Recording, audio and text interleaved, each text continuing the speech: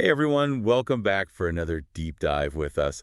You know those Apple announcements just dropped Yeah. for WWDC 2024, and we got to talk about it. So Yeah. I'm sure you've seen a million recap videos and articles already, right?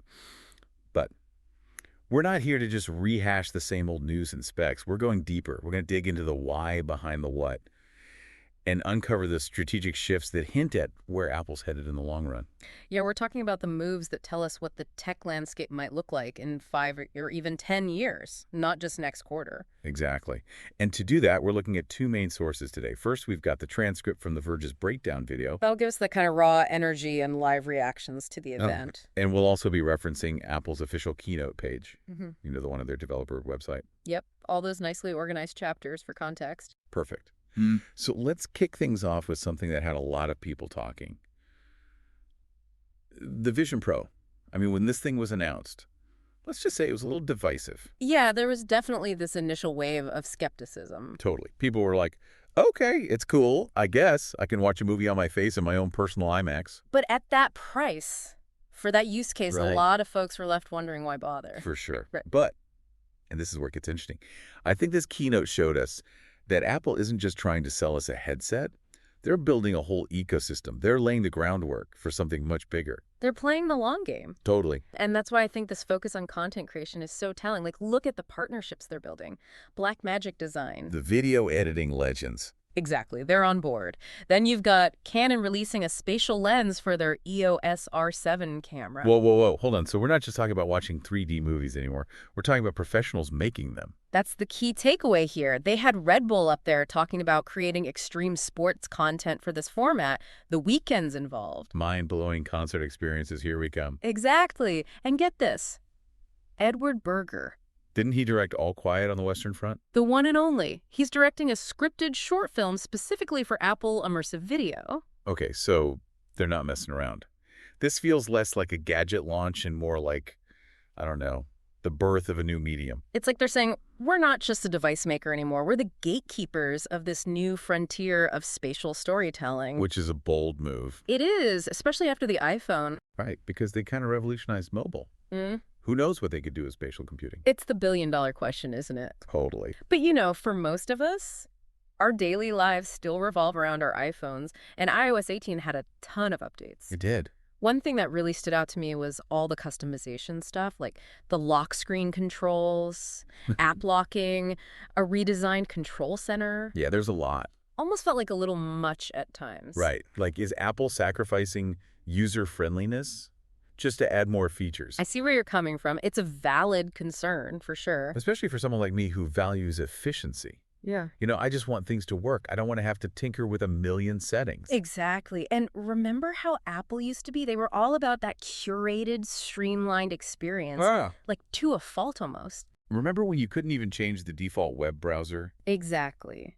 Dark times. But this keynote, this signals a real shift for them. They're giving up control in areas where Android has always been more open. You're right. Like they're finally admitting that people actually like to personalize their phones.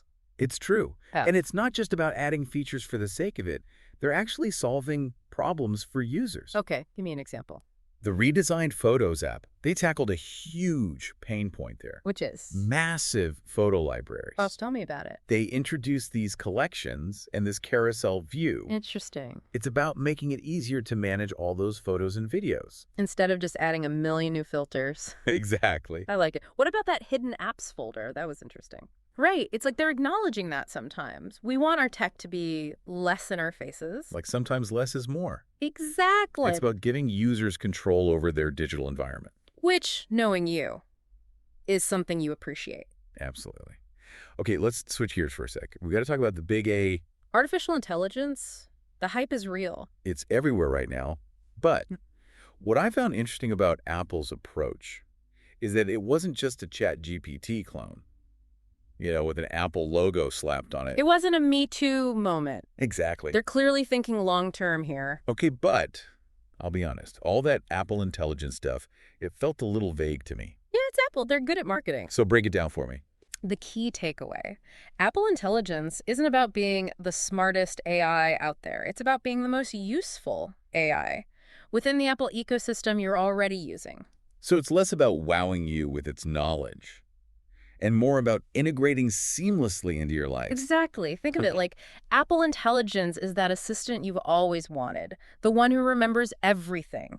And I mean everything. Okay, so like, remember that document I was looking at last week? The one about, I don't even remember what it was about. Right. But I need it now.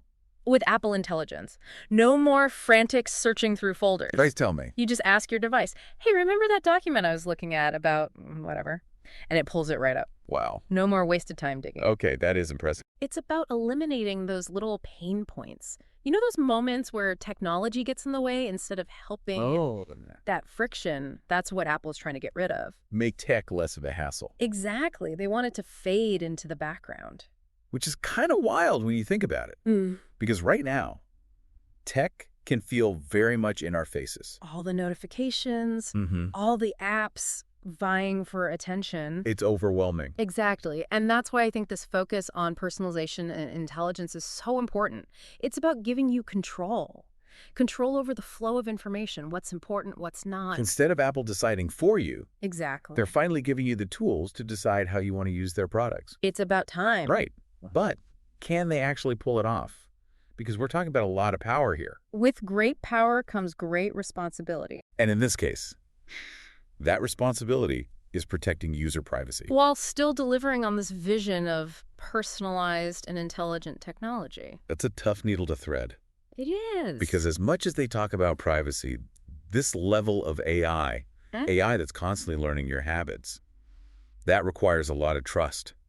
It does. So are people going to be comfortable with that? That's the big question, isn't it? Because it's not just about convenience anymore. It's about the whole future of how we interact with technology. And maybe even the world around us. Okay, so speaking of the future, we have to address the elephant in the room, ChatGPT.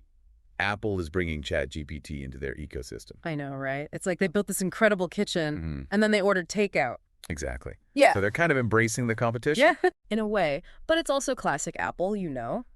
Control what you can, partner strategically where it benefits you. And in this case, the user too. Exactly. It's like they're admitting that no one has all the answers, not even Apple. Which is kind of refreshing, actually. Right. Because for a while, it felt like they were all about their walled garden. This feels different. It does. It's like they're saying, hey, we're still Apple. We still care about creating a seamless experience. But we also recognize that the world is bigger than just us. And they're not trying to lock you into their ecosystem. You can use ChatGPT without an Apple account for free. They're lowering the barrier to entry. Which is smart. Very smart. Because it makes their platform that much more appealing. They become the hub, the place where you go to access not just Apple stuff, but the best of everything. Okay, that's a really good point. And you know what? It goes back to what we were saying before about you wanting a curated, efficient experience. It does. You don't want to have to jump through hoops or manage a million different things. Exactly. You want your tech to just work. Seamlessly. Intelligently. And by giving you access to tools like ChatGPT, Apple's making that possible. Without compromising on their values, like privacy, for instance. Right, because they're still emphasizing user control. You have to give permission before Apple shares anything with these third-party AIs. Which is reassuring. It is. Because at the end of the day, it's all about trust.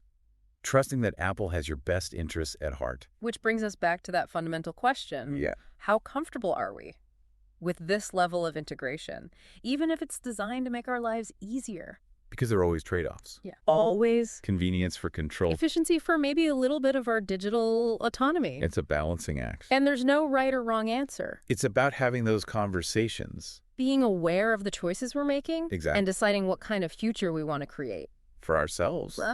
And for everyone who comes after us. Well said. So for our listeners out there, the ones who just went on this deep dive with us into Apple's world. What's the one thing you want them to take away from all of this?